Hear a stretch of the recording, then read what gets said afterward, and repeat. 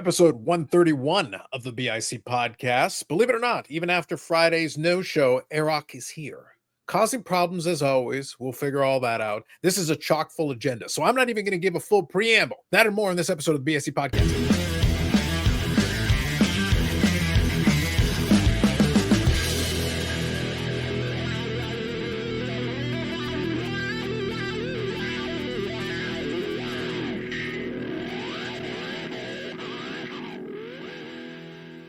Yes, under the watchful eye of Brett Favre. I had to give the short introduction because we got to get right into it. We've got so much stuff to get through, a full chock full agenda. Gemrate data that was very interesting. Brandon's got conspiracy theories. He's declaring war on rodents. Eric continues to be in the darkness half the time with glasses, causing problems, being scandalous. And on top of that, we have PSA surveys. We have SGC people disappearing. SGC is getting Thanos out of existence. A lot of stuff is going on, man. A lot of stuff. So, Eric, before we continue, your tardiness was noted on Friday, and I got to tell you, and I mentioned this beforehand, minus my 45 minutes to 1 hour of making fun of Eric content, we were forced by no other choice to shorten up the live stream, and we ended up at a succinct and compact 5 hours and 10 minutes. What do you have to say for yourself? I think you should fire me, as I've requested since the... No, that is no punishment. No. The point is to punish you. So I'm actually thinking, Brandon, I'm thinking now I may go to 2 live streams a week. No, God, no. Minimum. Like, honestly, lessons must be taught. Lessons must be taught, and Eric will not learn his lesson unless he suffers, as we all have suffered. So I think more live streams. And in that vein, God, no. I'm going to say, yes, more live streams. For the people that haven't been with us, for the last 5 years, we used to do 2 live streams, and they went on for hours upon hours upon hours. And, all of a sudden I'd look at my watch and it's 3:00 in the morning, and I'm like, okay, this has got to stop. The pain must continue. Eric, this is on you. This is your fault. You did this, because I'm going to tell you, and I'm letting everybody know here, there may, by the time this drops on Tuesday, there may already be a placeholder for Wednesday, because that's game 1 of the Stanley Cup Finals, or as I like to call it, the Salt Factory is in full swing. Yeah. And I'm just saying, I might be rooting for the meteorite. But that's all I'm saying. That's all I'm saying. You'll notice I didn't wear the hat. I said it when I did the preview last night. I'm going to have to change up my display. Sad times. Yep. So I've been in negotiations and discussions with Lapper, if you're familiar with from YouTube, and we may end up doing a live stream. And like I said, if Eric continues to misbehave, we may drag him onto this, because it is the hockey. So not only am I punishing Eric, I'm punishing us all by listening to a scintillating hockey analysis. That's all I'm saying. Frightening stuff, people. Frightening stuff. If there is a placeholder, you'll know why. And again, blame Eric. We all do. So real quick, I'm going to get into the silly card of the week, because we had a record turnout, record number of votes this week. Thank you all for participation. And again, all the votes are counted. It is the only true democracy in this world. So Babe Ruth got a mere 8%. The people were not loving the Babe. 31% for Prince Fielder. And this week's winner, again, you're really encouraging Eric with this dysmorphia thing, because again, we had a picture of Mickey Thatcher with a glove in front of him, and I didn't see what it was the big deal. But apparently 61% of the people decided went with Eric's. Record number. Eric wins 2 weeks in a row. How many accounts did you make, Eric? I'm just saying conspiracy. I made 58. Makes sense. Sounds about right. Makes sense. Yeah, just saying. But regardless, we thank you for your participation in it. We will have a silly card of the week here momentarily, but I wanted to make sure off the top we at least cover that. And before I get to it, Eric's going to try to offend the internet again. But I also want to acknowledge a couple of comments from last week's episode. Let's at least do a handful just to get into it. The Falsey 4010 says, Eric's burning ass, presented by Taco Bell. And if you remember last week's episode, that came up a fair bit. So that's a valid comment. We appreciate you. 902 Vintage says, a channel reviewing Hockey Beckett sounds interesting. That would probably take off in this age, starting with the hockey issue number 1, reviewing hot lists, rising price arrows, and big banger rookie prices. Someone needs to do this. Puppy power. In contrast to Eric's scandalousness. So I'm just saying. And my reply was, might be time to put Eric to work. Again, punishments I forthcoming. told you, Eric, get on and review. Give solace to the guy that you burned a few weeks ago by reviewing his magazine, starting, like they said, issue number 1. Scandalous. Truly scandalous. Just saying. Yep. Bobbles here said, hearing someone talk about Collect What You Love and Good Eye Appeal on YouTube is like hearing the same Bruno Mars song for the 5,000th time. I did suggest that adding 0 would be critical in this regard, but we appreciate the comment regardless. And Dan's Vintage Baseball PC says, I'm not taking Eric's puppy rage bait. Dan continues to resist your overtures, Eric. Yes, you will. And Robert also had some very good comments in there, but it was a whole back and forth. So I acknowledge you, Robert. And obviously I replied in the comment section. Again, regardless, really good, appreciated the comments, appreciated the engagement with it either way. And in a lot of cases, we followed up and replied back. So thank you all for participating in it. I did want to acknowledge the comments. So Eric, now you can commence offending people before we get to the silly card of the week. So here's your moment. Go for it. You know what really burns my ass? Brought to us by Taco Bell. Daffodils. Who do these daffodils think they are? They're not a rose. They're not a tulip. Yet somehow they want respect. Well, I think this is an uppity little flower and it needs to be put in its place. So I am down with daffodils. Okay? Stop giving these daffodils credit. They don't deserve any. You stick with the roses. You stick with the tulips. Maybe a sunflower now and then. Okay? But no more daffodils. It's a stupid name and it's got to stop. That's what's burning my ass. And that's this week's Eric's desperate cry out for attention. Yes, Brendan. Did you have to do the dirty deed out on a bike ride and there was absolutely nothing around? And so you found with some Eric and dirty deed, that leaves a lot of room for interpretation, Brandon. We're talking like an Emmanuel in space situation. What kind of dirty deeds are we doing? Shit in the woods on a bike ride and wipe and burn your ass with some daffodils. Is that where we got to? Well, there are body parts that he has that burn. He's talking about burning his ass. Yeah, he's burned his eyes. He's burned other body parts. There's a lot going on. Maybe he's allergic to them. Allergic to daffodils. He's allergic to everything. I just think they're an uppity little flower and they need to be put in their place. Mm-hmm. Indeed. Well, that's a reach. Moving on. All right, silly card of the week for this week. I'm moving swiftly along because we actually do have a full agenda. That's not a joke. We actually have a lot of ground to cover. All right, silly card of the week. We're going to begin with Eric's body dysmorphia once again. And I'm familiar with this insert, but Eric, go ahead. Make your case. Pitch it. What's your problem now? I like the insert. What are you hating with the whammy? What's going on? What's wrong with the whammy? Again, this whole thing with big head, small body, I think is just stupid and ridiculous. I noticed like his pivot foot in the back looks ridiculous. And when I see whammy, all I can think about is Anchorman with the sportscaster guy that just keeps yelling whammy the whole time. So I just saw this and went, why do they continue to make these ridiculous looking cards? I don't get it. It has little sparklies in the back and whammy, right? I mean, whammy. What grown man says whammy? You just did like 6 times. But I'm very immature. I was going to say. I think that I don't get why these companies continue to make these big head cards. And look how teeny tiny his waist is. That's just the whole Eric thing. Has never been to a carnival and seen what are called caricatures. I just think I don't. I'm not allowed at carnivals. There's for good reason, probably rules and distances, and I don't want to get into it. Moving on. So this is what I'm going with this time around. I actually had to take a closer look at this one, Brandon, because I saw the picture at first, and I'm like, okay, interesting.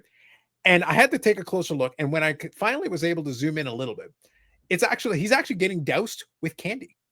Mm-hmm. I am actually a fan. I like this. Kidding me? I don't know if it was around Halloween or it was coming up or whatever, but I didn't realize they had a whole, basically a pail of candy. No, I believe that's the double bubble gum. And Okay, so some of the teams do that sometimes. Instead of dousing them with the water or whatever, they'll douse them with the double bubble. I like it. Regardless, I like it. He's in the middle of his interview and he's getting doused in bubble gum.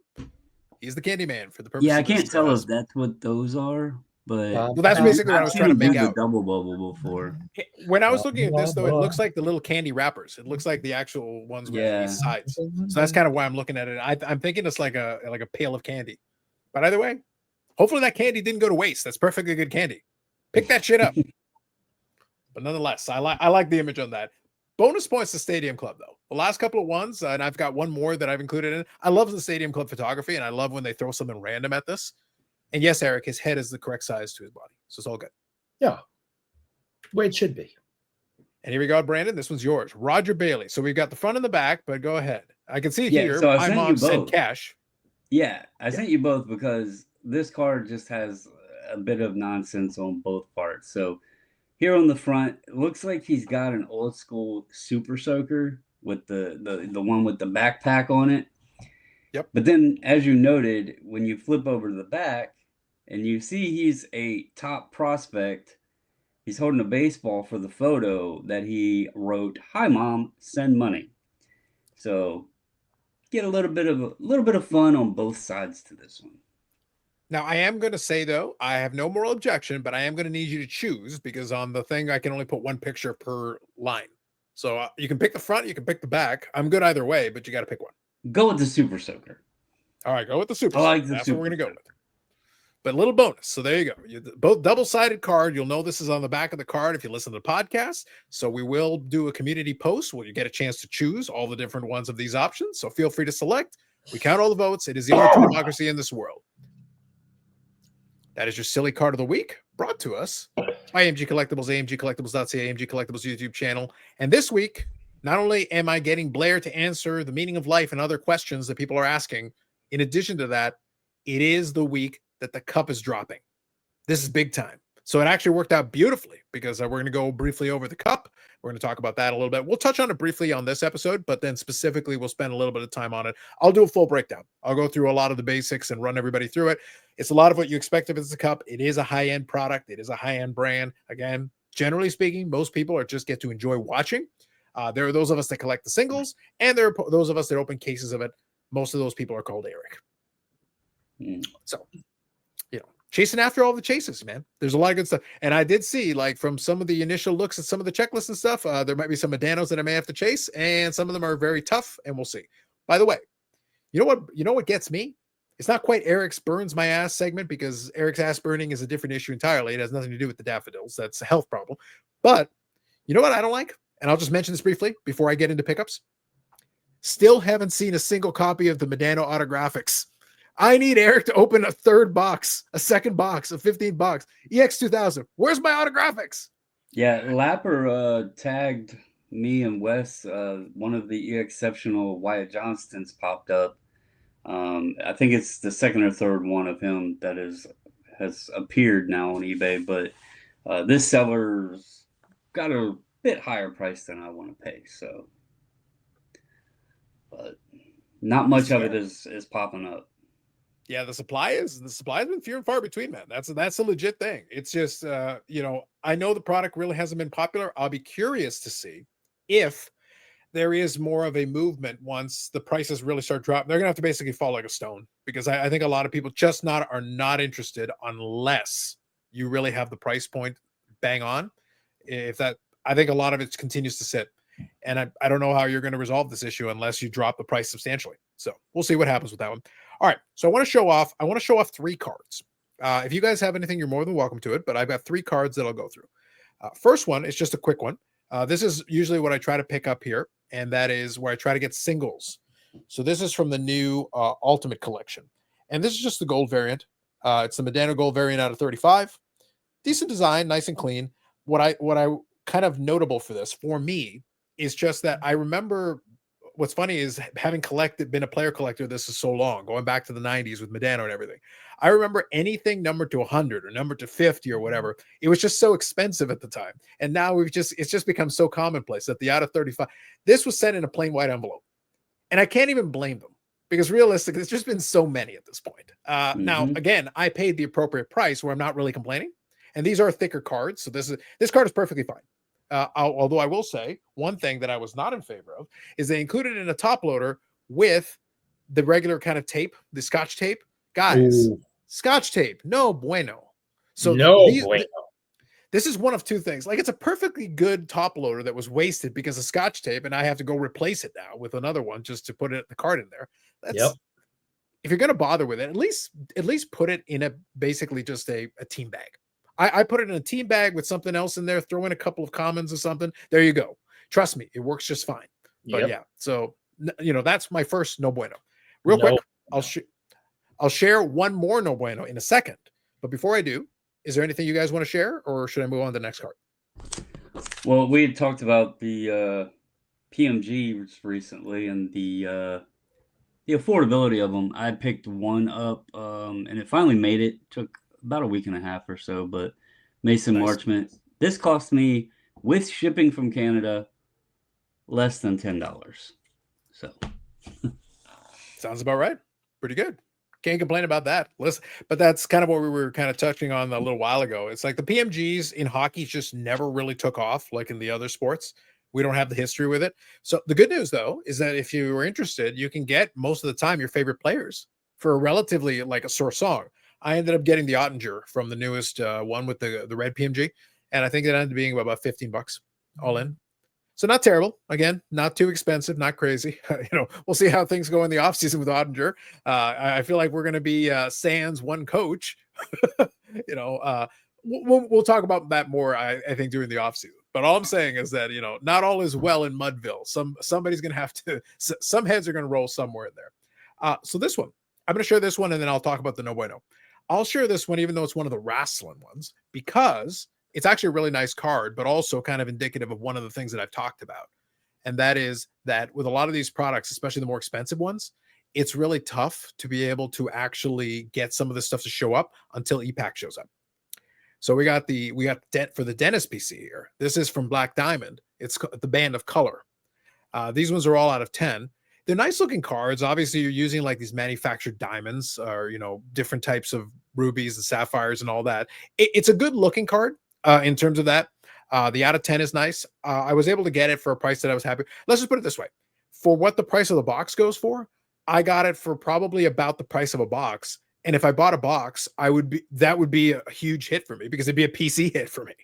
So in reality, like obviously not enough of the stuff has been opened to be able to get that out. I think there's one sitting on EPAC right now, and I wanted to make sure I made mention of it because I talked about how high the price points start off on EPAC.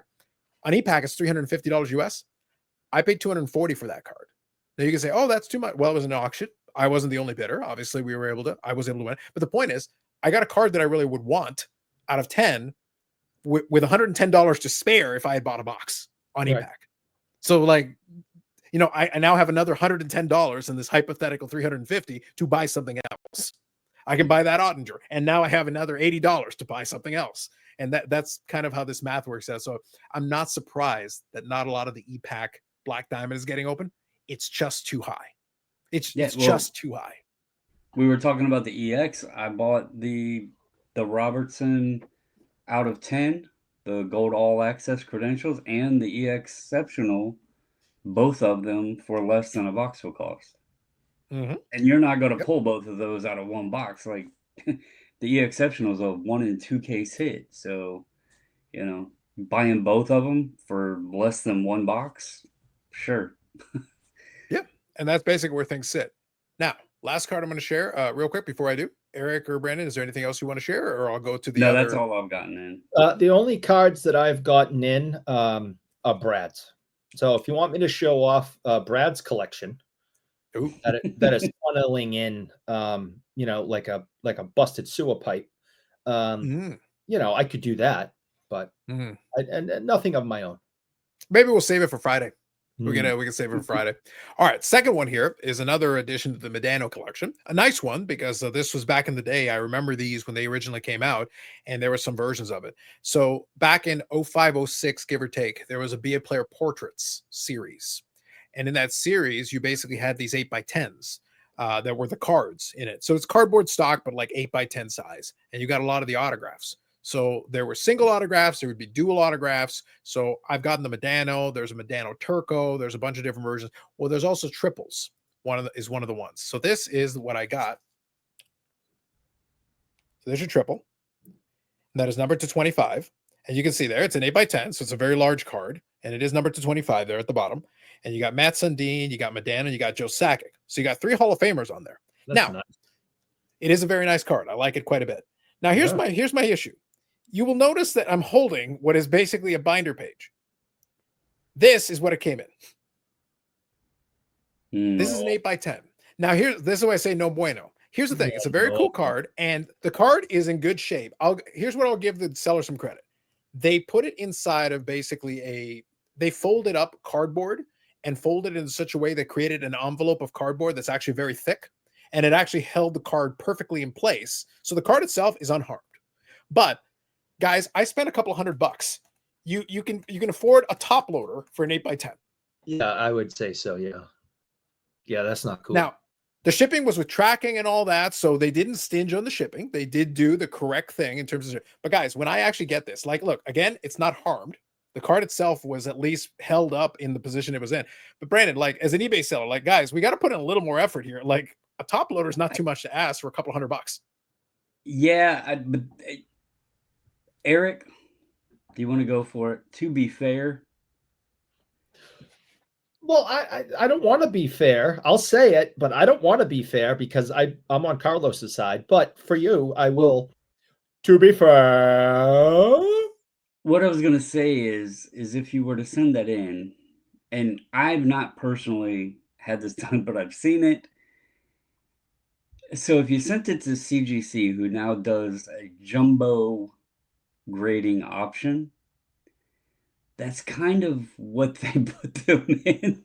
It's like a thin, it's probably a little bit better than a binder page like that, but it reminded me of that when you first held it up before I seen the Ultra Pro Holo. I was like, damn, it's encapsulated by CGC, because that's kind of how they're doing the things. I can't believe a company that has a slab for a comic book and that kind of shit, and then they offer this jumbo card grading. They put it in basically a binder sleeve. But yeah.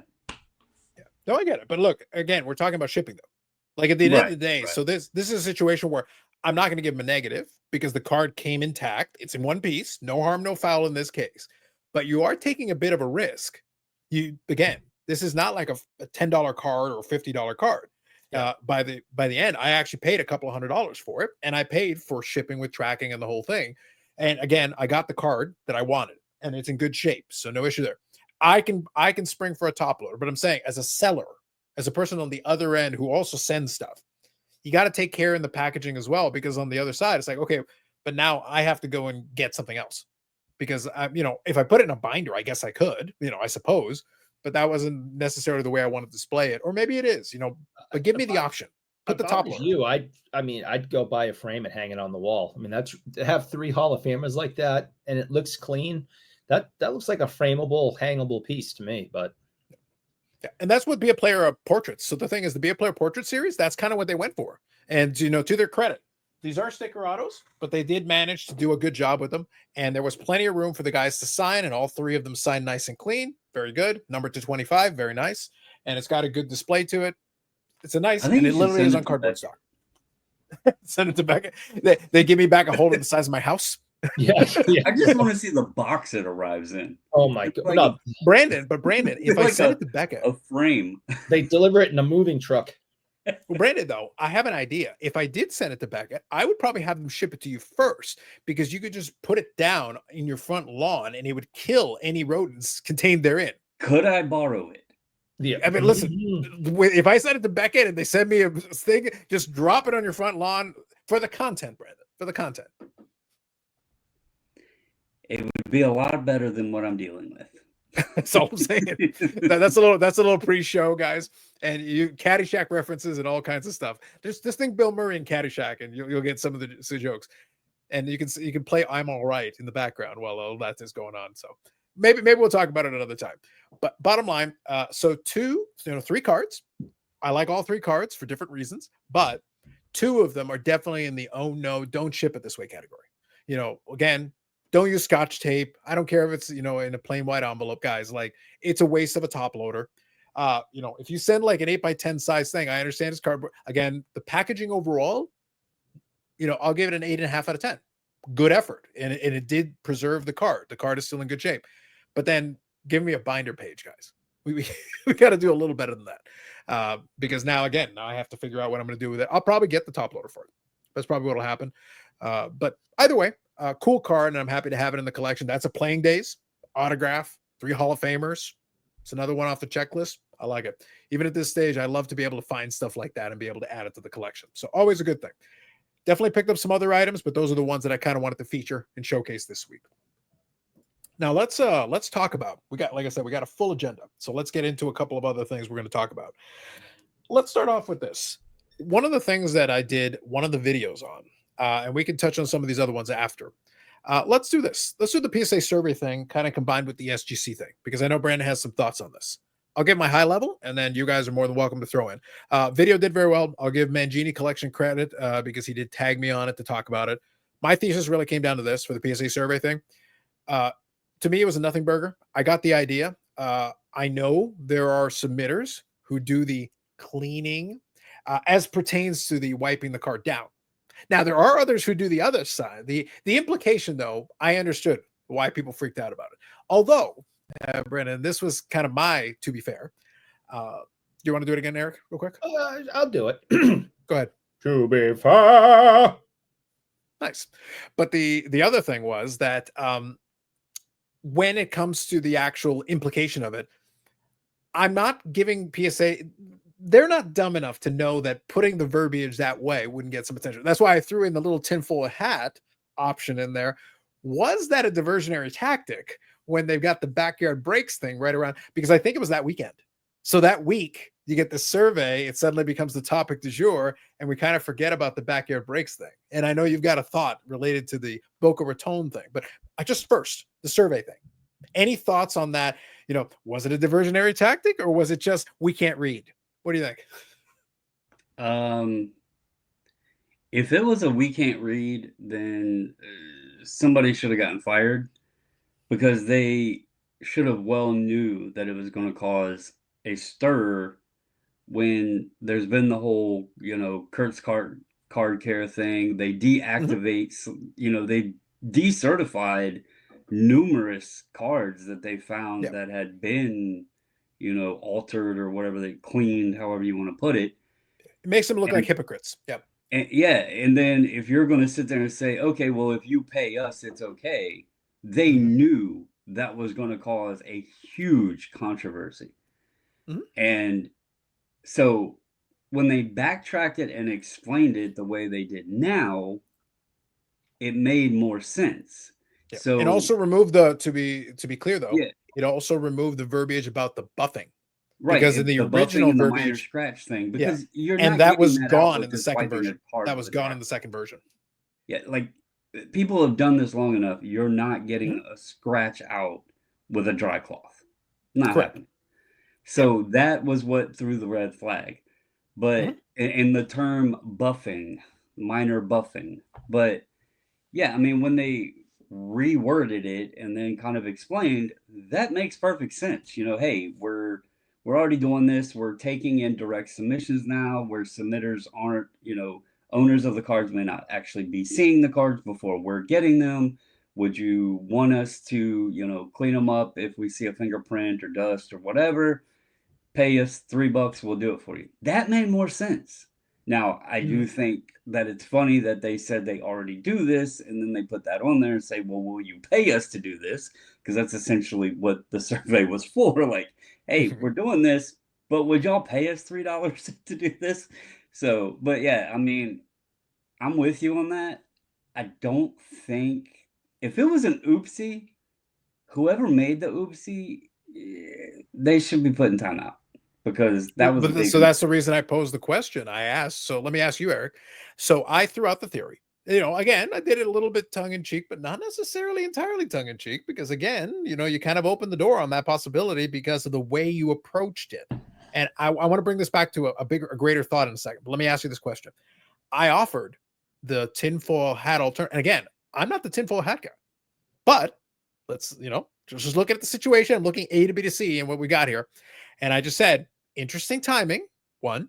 And number two, I asked the question, is this an accidentally on purpose kind of situation? You accidentally, oh, sorry, but it's suggesting that no one is reading these things before we're going out. No one is proofreading them. And somehow nobody seems to understand the implications of the verbiage while consistently getting feedback and constantly getting bombarded with it. Suddenly you forget these things, even though you're consistently bombarded with them. So, Eric, what are your thoughts on that? I think that we will find out shortly that Beckett has purchased PSA. Okay.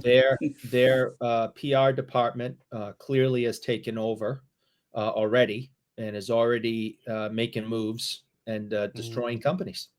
That is a theory. That is an alternative theory. I mean, listen, we've watched Beckett pull this crap for years, right? And we bash the ever living hell out of them, and as they should be, because they're a joke. Everyone thinks PSA is the Mount Rushmore, that it sits up high, does no wrong. It's, let's give them all our money. And actually, Eric, most people don't think that. Most people, a lot of very loud people don't think that at all. I don't think that, but I mean, everybody, it's all PSA. So, I mean, they need to get whatever, public consequences, a walk through town, ringing the bell, saying shame, and, deal with the fallout. Because again, I mean, the first thing I thought about when I heard about this was, if my name is Kurt, I am pissed, because that guy, whether you like his products, you don't like it, you're for card cleaning, you're against card cleaning.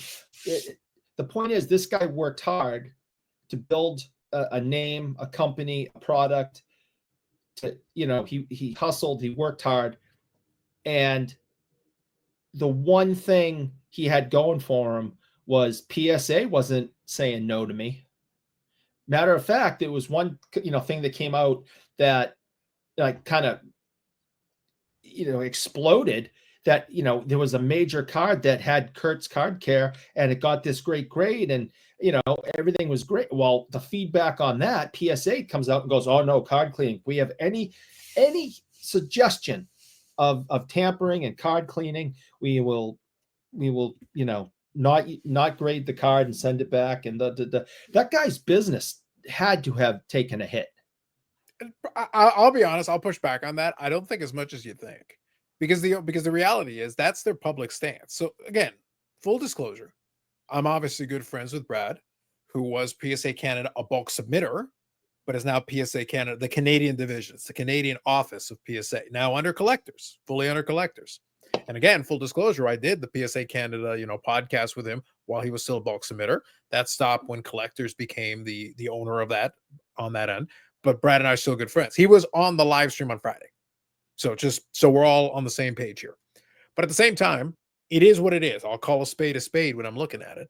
The reality is that PSA can publicly, they say that stance, and I believe that is their stance, at least for the moment. If it changes, it changes. But for now, that's the stance. Here's the thing, though. You can only deal with what you can detect, and by their own admission, they struggle to detect it. The only reason those cards got decertified is because the guy bragged about it. If he hadn't said a damn thing, nothing would have happened. So I don't think Kurt's card care business was hurt in any way, really. I think the people have just said, hey, don't go on social media and brag about it, you idiots. Well, that's really the only thing that I remember us all having that take. Like, you just keep your mouth shut. Yeah. I'm on board right with Carlos, because here's the thing. We've not really seen hardly anybody come out with, there might have been like one post maybe that we've seen on Facebook, but we've not been seeing posts of people saying their cards came back ungraded because they cleaned them. Mm-hmm. We're seeing stuff get decertified that had been cleaned, but at that point, that's just because it was being publicly shared and all of that. Yeah. But PSA didn't catch it in-house, or it would have never had a certification number. It would have never Yeah. had the slab. It would have never had the grade. Yeah. So, that kind of tells the tale that, and we just talked about this before we went live, the time that they're taking per card, unless they have something with tech that is kind of giving them the update, I don't know that the human element is really catching it, unless the person like didn't wipe everything off or something like that. So Yeah. they can say, we can put rules. You can put a speed limit sign up, but it doesn't mean everybody's going 65. You got the guys going 70, 75, 80. So until they're caught with the radar gun or, blasting It's it on. enforcement. Enforcement is the thing that you're talking about. You can make And- whatever rule or law you want, but it's about the enforcement. Right. And back to the initial topic there with the comment. Mhm. One thing to, Eric came out and said, Beckett's PR. Beckett's PR team is different than I think this move, if this was an accidental on purpose. And what I mean by that is these companies hire people who specialize in social media and all that stuff. It's not necessarily 100% public relations. A lot of times they want someone that knows how to gain attention. And if this was an intentional thing to divert attention away from something else, people do this in content. You'll make an intentional mistake because people are going to comment about it, right? A lot of the bigger YouTube channels do it all the time. They intentionally screw up saying something or doing something or whatever because they know it's going to get the attention. If this was a diversion, I think it's the same kind of game. Let's throw this out there. This is going to cause a stir. They were able to backtrack from it. It didn't take them long. It didn't take them long to come out and say, oh, well, wait, y'all are misunderstanding. And that's a correctable thing because you can come back and say, no, we didn't mean this, and then give an explanation. So it could have been an intentional diversion. Who knows? That's the tinfoil hat. But if so, did they hire Wendy's social media person? Because they're pretty good too.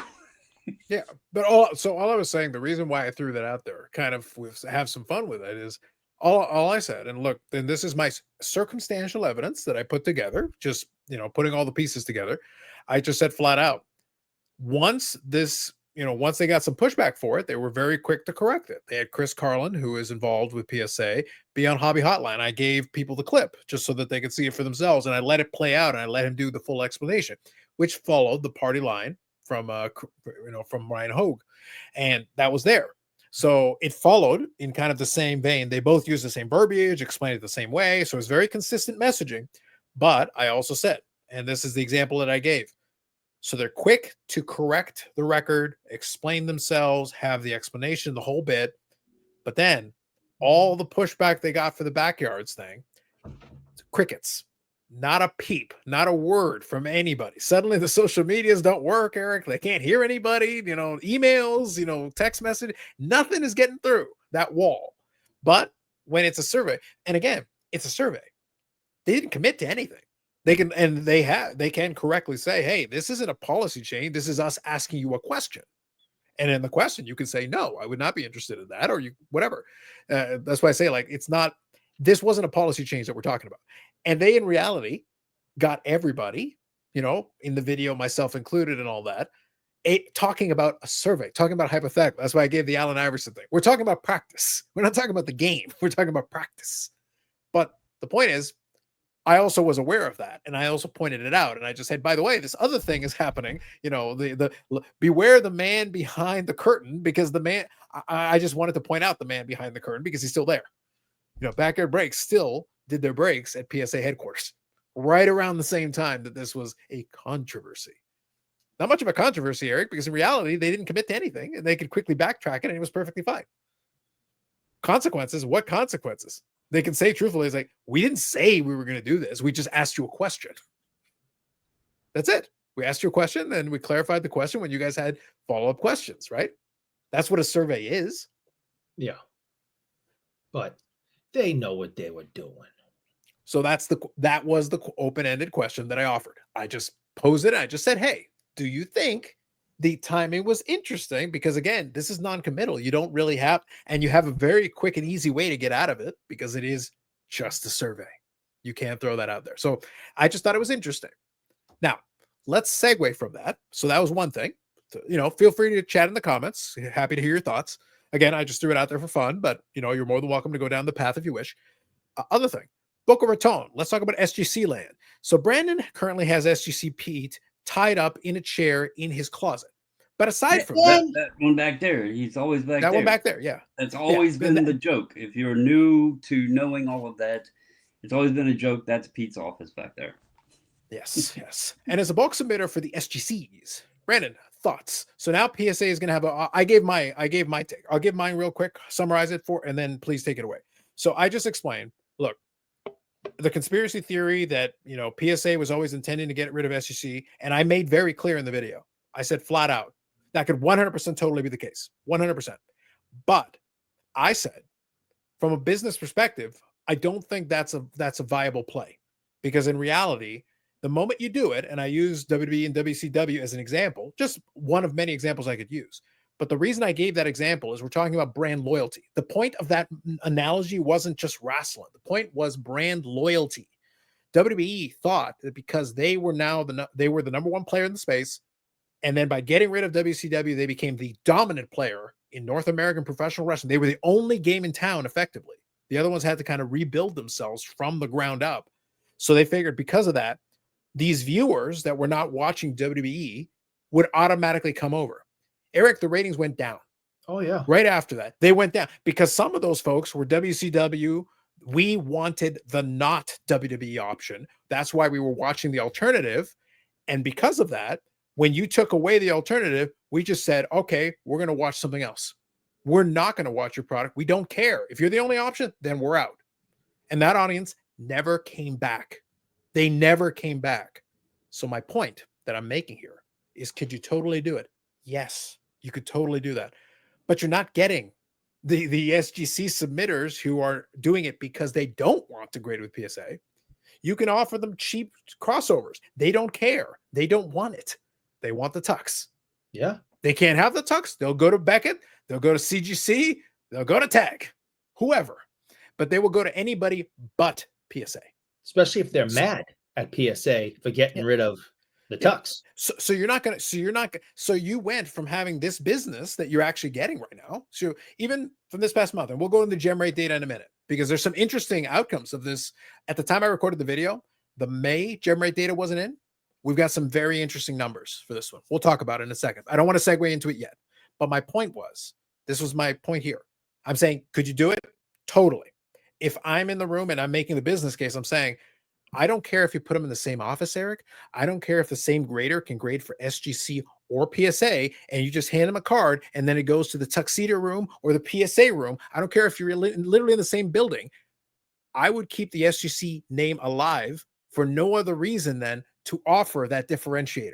For the people that really need that tux, you offer them you put it in the same fucking building. The two machines can be beside each other, and you can literally go option left or right, but it's still coming from the same overall parent company. It's like you ever seen The Simpsons? Duff, and all the Duff flavors are actually coming from the same vat. You could totally do that. No, I agree entirely. I just, I guess you'd have to look at the numbers, and if the company is, losing money or making money, and how much more do they estimate they would make if they got rid of one? It's all a numbers thing. You get rid of a company, you get rid of all their employees, you get rid of the overhead, you get rid of everything. And do you save money that way? I don't know. You bought the company. If you get rid of it. My point was, you save money, yes, but then you also spent the money to purchase it. Right. That's so what the I thing just said, is that, at the same time that you save money, you also then lose revenue. You're telling me they can't put the people in the same building where the SGC grader is sitting beside the PSA grader and they're feet away from each other, and you couldn't do it? You could do it and save a lot of office space. Ever since the acquisition happened, the immediate thought was, and it's a interesting situation because you're dealing with the dominant force in the space, right? Mm-hmm. You have collectors who already owned PSA, and they're taking up so much market share. Well, like you said, we'll get into it, but they really don't have a lot of quote unquote competition. Other companies are doing well, but there's nobody really contesting to take over PSA's throne. But so as soon as the acquisition happened, and we're seeing all of this usually in the sports card space, because that's where SGC has their volume. That's where most, we listen to sports card people, not really TCG folks. So you hear it in the sports card space all the time with this thought that they're just going to abolish SGC.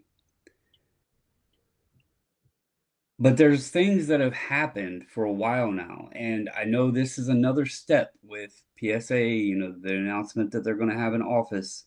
You have to understand SGC operates in a office building. There are several suites within this building, and SGC, when they moved recently, I think it was like a year, maybe a year and a half ago, they got into a larger space because they were operating in multiple suites, smaller suites, and it was not as efficient. Their efficiency was down. So moving into the larger space gave them, a higher capacity because it was more efficient. So as soon as people see, oh, PSA is going to now have an office in the same building next door, whatever you want to call it, to SGC, this is doom and gloom. They're going to take over. My first question would be, why in the hell would you spend money to open an office to then abolish SGC? Like, if you wanted to abolish them, why even have a space in Boca Raton? Like, just, say, hey, we're done with SGC, cut it, snap, you're done. It wouldn't make sense to spend money now on another space. The other thing is, you have to remember SGC, Dave, the former owner, he still, I don't know exactly what role he has, but he is still working for the company. I know last I had talked to anybody with him, he was still with the company. So he didn't just sell off, go right off into the sunset, say, boom, I'm done.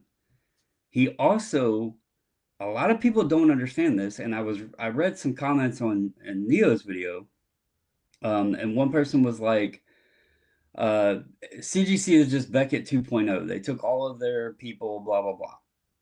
Well, people forget that SGC was the original CGC. They were part of Certified Collectibles Group. And CGC, or Certified Collectibles Group, abolished SGC. And that's when Dave took the rights and turned it into its own standalone company. And it became new SGC as it's phrased on invoicing and everything. So the company has technically been abolished one time before. Now, my thought was, all right, let's assume PSA did want to. Is there a way that Dave could then say, no, can I just take it and make it standalone again? Because he's already, he's done a hell of a job with it, obviously. I don't know if there would be terms, rights, agreements, anything like that. I don't know details and all the paperwork, but that's something to think about. They've already been abolished from a company once. If it happened again, who's to say he wouldn't say, no, I want to keep the horse rolling.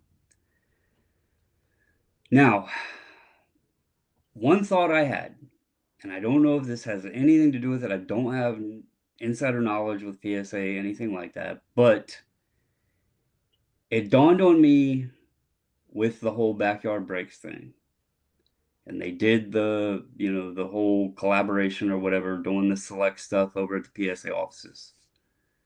Backyard Breaks is like one street over from where this office building is.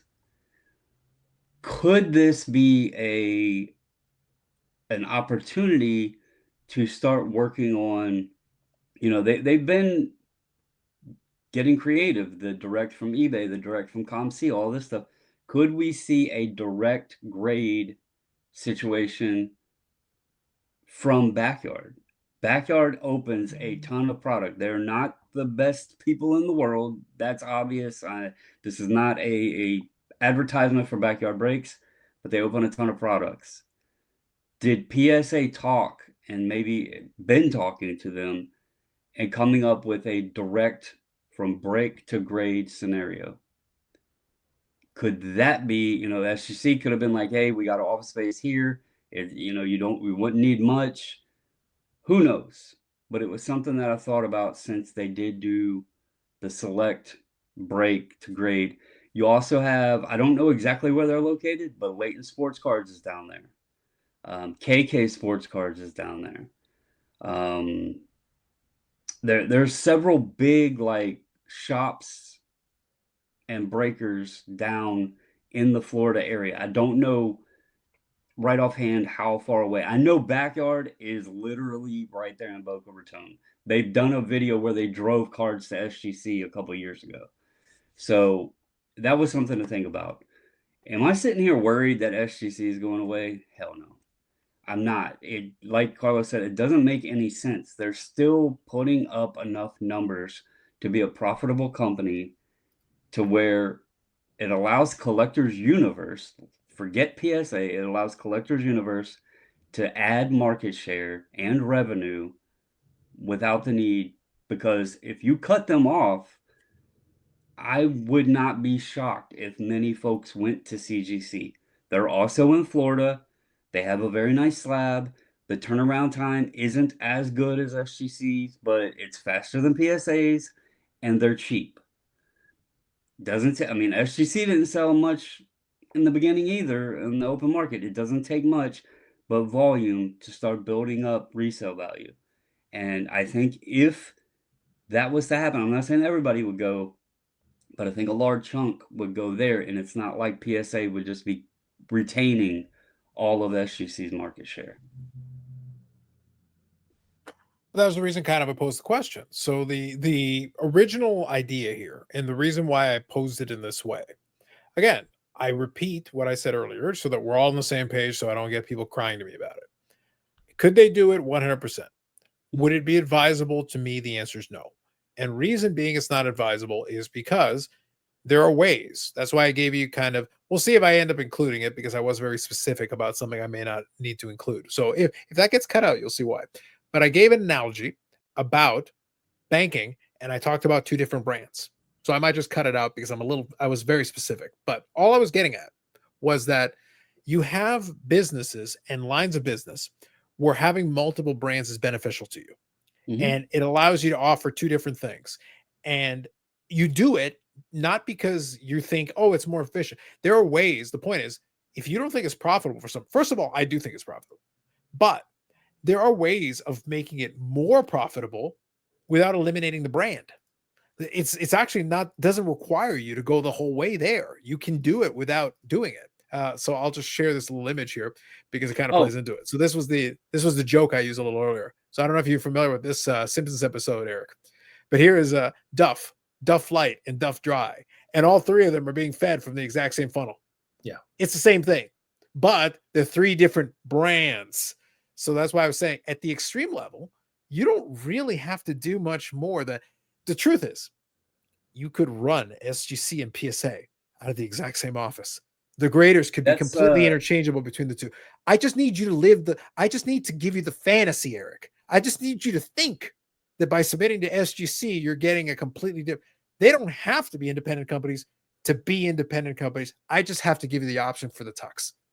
Well, that was something I forgot to mention this part. They've been operating at shows literally in like the same booth. They'll rent the space, split it. PSA would be here, SGC would be here. The one biggest concern I have is the mailing, because it's hard for the postal services and the UPSs and all that. If you add them both to the same spot, I'm curious what kind of bottleneck that would throw in to like that that service area.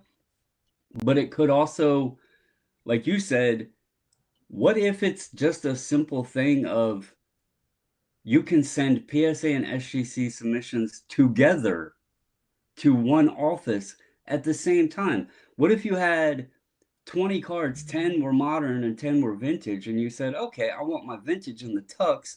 I'm going to send them there, but I want the modern in PSA. You could literally, what if they said, hey, you can send them in the same box, save on your shipping, ship them over here, and then they'll split them and get them to where they go. I mean, this is all hypothetical, but it's opportunities that could potentially exist for them. Yeah. And like bottom line though, Eric, is that I said in this scenario, I'm not inside. I don't know what they're planning. I don't know what they're thinking. And there's one more point I'll make about that as well in a second here. Again, I'm just using real life examples because I've lived them. But the point though that I'm getting at is I don't disagree with the people that give, oh, these are usually the steps to an acquisition and absorption. I agree with you. But that's why I gave you the analogy of the WCW WWE thing. Brand loyalty is a thing too. Why would you offer another alternative? Because some people really want the alternative. So as long as, Eric, we can live the fantasy that you are patronizing the alternative, we're willing to play ball. As it is right now, you can sit here and hate PSA, but every time as it stands today, SGCP could literally stand at the front door and wave at you high. But every dollar you give SGC is giving it to collectors. Mm-hmm. The same parent company as PSA. So it makes no difference whatsoever. You're literally putting it into the same pocket either way, but I'm willing to let you live the fantasy. I'm willing to let you pretend as long as you want that it's a different thing. It's not, but I'm willing to let you live it if that's what you want. So for me, Eric, there is a value to letting people live the fantasy. Let them live as long as they're paying for it. Let them live it. I think part of it, let me speak on my behalf. I don't give a damn where the money goes when I pay it. I don't care if it's going to collectors or whoever. That part I'm not worried about. My thing was the customer service, and that part was important to me. And I gave them a one and done, and I've rode with SGC ever since. So it wasn't about where the money was going. It wasn't about putting money in PSA's pocket or whatever. It was the way I was treated as a customer. And so nothing has changed down there. If they decided to change and go shitty ways and change things up or whatever, then we would have issues. But they're operating still as they did before they were acquired. And they're busier now, so I don't have as much free access as I used to getting in contact with people. But overall, nothing has changed. The processes hasn't changed. None of that has changed. So to that aspect, I don't really care who gets the money, as long as they're not changing and they're staying true to who they were before. Sure, I think it makes sense. Now, real quick, Eric, I want to get your take on that before we kind of move on. But there's one other thing I want to touch on as well, and that's going to be related to, again, going back to the conspiracy theory from earlier, and then also this thing. I'm not naive, and I'm certainly not, and I'm going to be very clear about this. Plenty of large companies make very dumb decisions. One of my favorite things in the world, sometimes, and this is kind of a general point that I'll just touch on briefly. Sometimes we tend to be like, oh, because this company is large or because they make a lot of money, therefore they must know what they're doing. No, sometimes they make a lot of money in spite of themselves.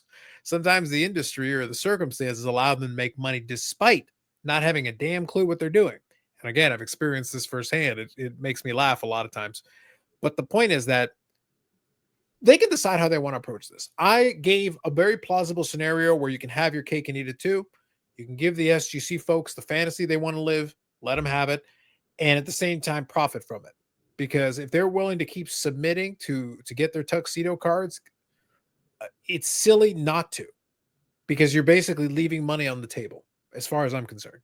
That would be my pitch and my argument for that. But you can do whatever you want.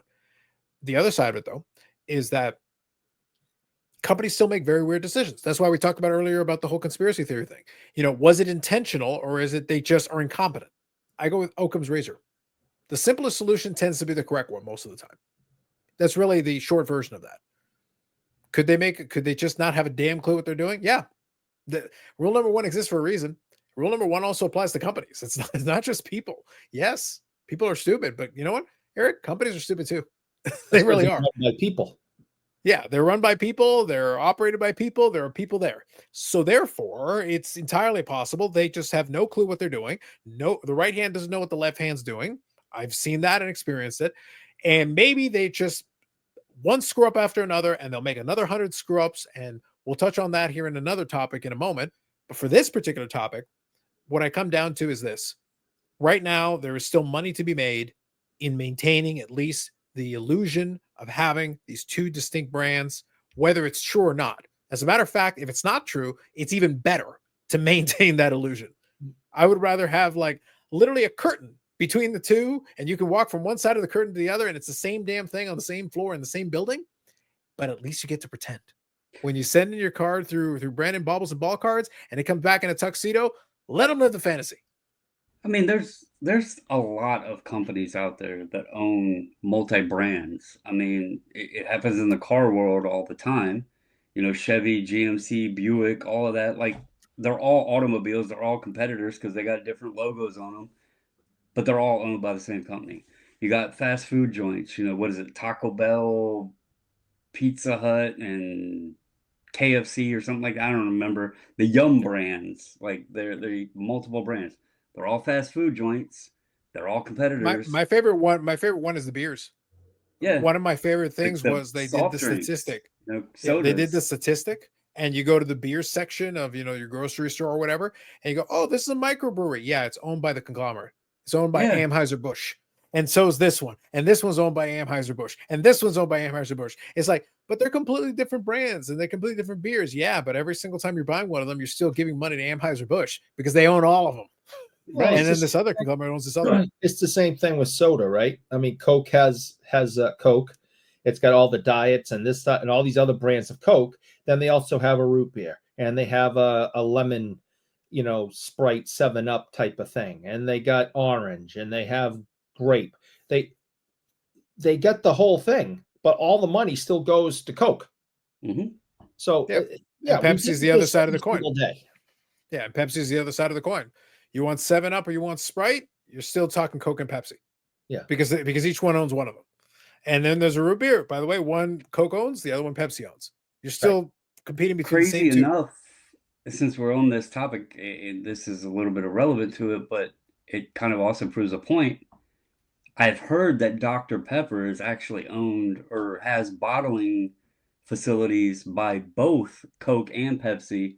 And that's why sometimes when you buy a Dr. Pepper, it might be in a different bottle than the other time you bought one. So I didn't ever know that, but there's like pictures of them being in two different type bottles.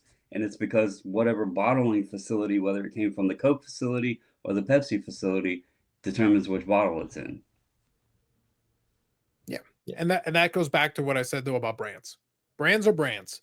So there is sometimes a value in, again, maintaining distinct brands, even if everything's been brought in house, even if you've cut out all the overhead, everything that's duplicated, get rid of one of them, make it under one, but maintain the brand existence.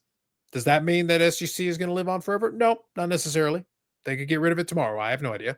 But I'm saying that there is some value until your numbers drop to the point that it's not profitable, especially if, Eric, I'm cutting out costs elsewhere. If that makes it even more profitable, and I'm still getting 100,000 cards because you want the tuxedo that badly, Eric, that's money on the table that I would be losing Absolutely for no reason. Again, that's just my pitch. Would be no bueno. No bueno. But I just throw it out there. I pose the question I ask. That's all it is. That's fair. Okay, real quick. I want to shift over to one other thing as well, kind of in the following of, do you want to give them credit? Are they geniuses? Is it 4D chess or is it questionable? But anything else before we leave this topic? All right, moving on. Let's talk about the genius that is the cup. Are you all ready? Guys, we fixed the problem of patch swapping. Upper Deck has innovated in the space. Innovation, question mark. Yeah. Innovation. Never Brandon, been done before.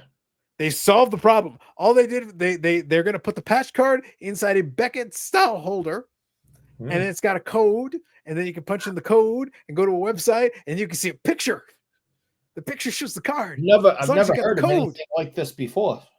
Yes, somewhere out there, Dr. Brian Price is rolling over in his grave. Wait, he's still alive? Oh my God. It's been done. It's all been done. Upper Deck did this. So in my video talking about this, innovation versus iteration, all I was getting at was that this slabbing a card like this has been done. Slabbing a patch like this has been done. By the way, people were like, oh, but what if it doesn't get the grade? The Be a Player Ultimate, a bunch of them didn't have grades. It just has a label that says what the card is. It's not graded. There's no grade. 3 of them in a frame, a special frame that fits them. And I got 3 of them there. And no, does it have a grade on them? Any of them? No, there's no grades. Yeah, it's just a label. You don't have to put a grade on it. You're not required. Style holders, right? Yep. You know, kind of thicker stuff with the metal labels, and you know they look great. They're fantastic. Yeah. No, they're not graded. So it can be done. You can have serial numbering on it, no problem. You can have images. They all have those numbers. Yep, they're I offered alternatives, and they get a serial number on them. They tell you, you know, how many out of how many, and there's tons of data on them. But no, they're not graded. Yeah. Now I offered some alternatives. Again, at the end of the day, you know, some folks want to give them credit for 4D chess on this. And it's like, okay, well, if that's what you want to do, like the background tells me that that might be giving a little too much credit, but sure, for the sake of this conversation, why not? All I'm saying is that in the past, there were scenarios where they partnered with some of these third-party graders. And today, the third-party graders, as opposed to the past, today, most of the major third-party graders do imaging. So I use CGC as an example, and the reason I use CGC as an example is simply because they're one who, from the sports card side, and we're going to get into some Gemrate data in a couple of minutes. So this will be a segue into the Gemrate.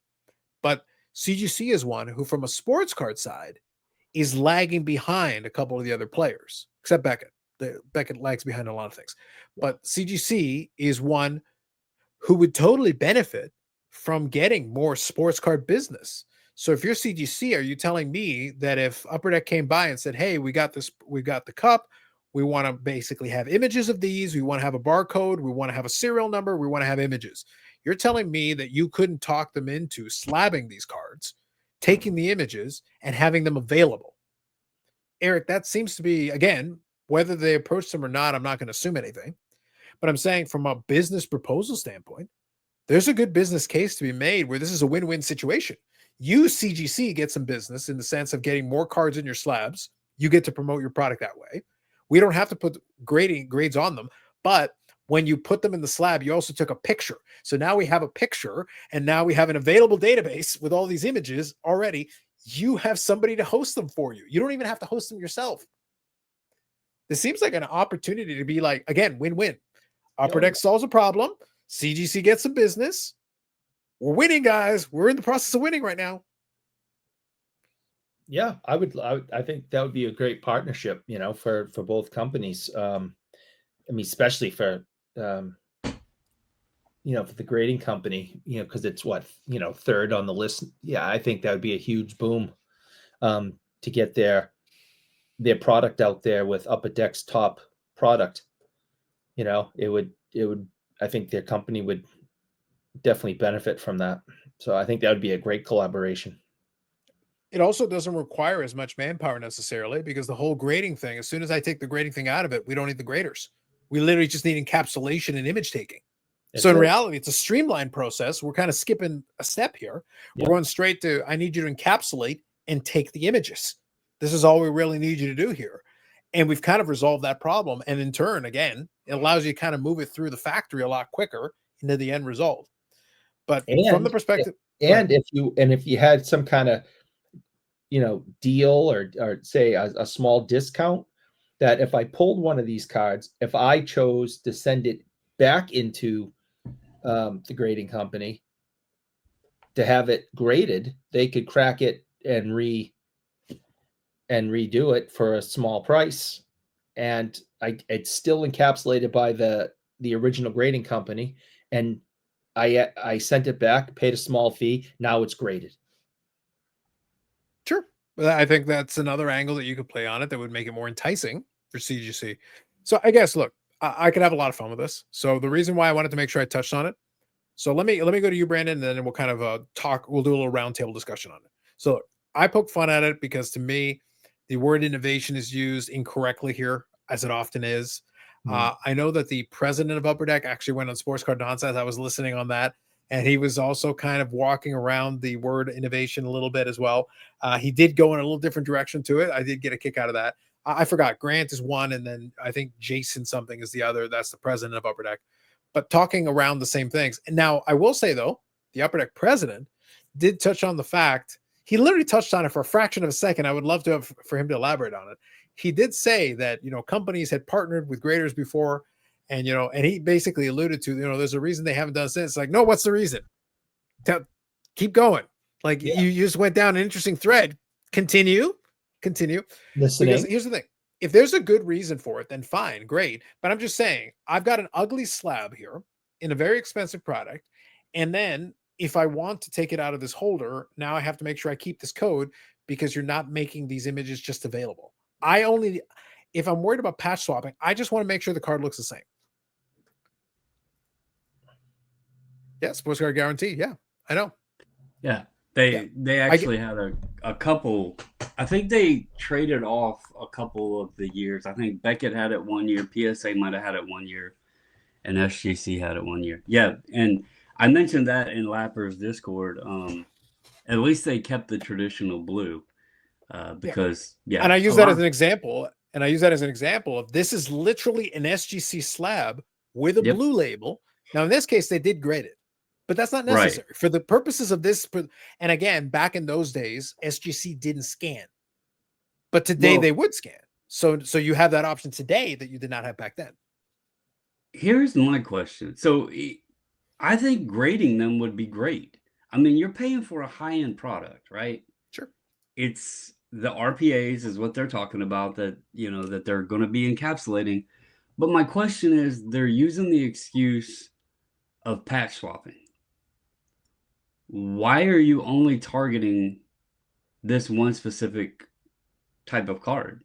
Because patch swapping has been a thing for 20 plus years, probably 30 plus years, probably since patch or relics started becoming a thing. Why are you what are you going to do for all the others? Are you only saying the important cards are the cup RPAs? Because I think if you're trying to combat something, you need to do it across the board. And I'm down with, having a company. I actually went and grabbed this because I have praised CGC at the thickness that they can encapsulate. I mean, this is one of the net cords, a very thick card.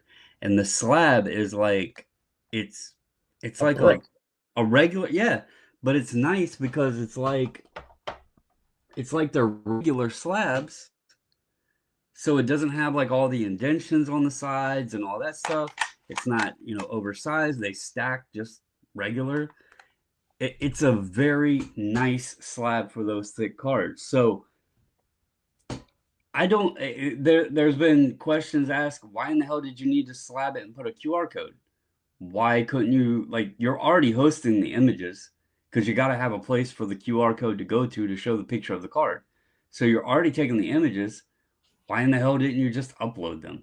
Because what this is going to cause is a lot of confusion, and I don't know the solutions. We're in a period today, and maybe not as much in hockey, maybe not as much in the RPAs and Cup.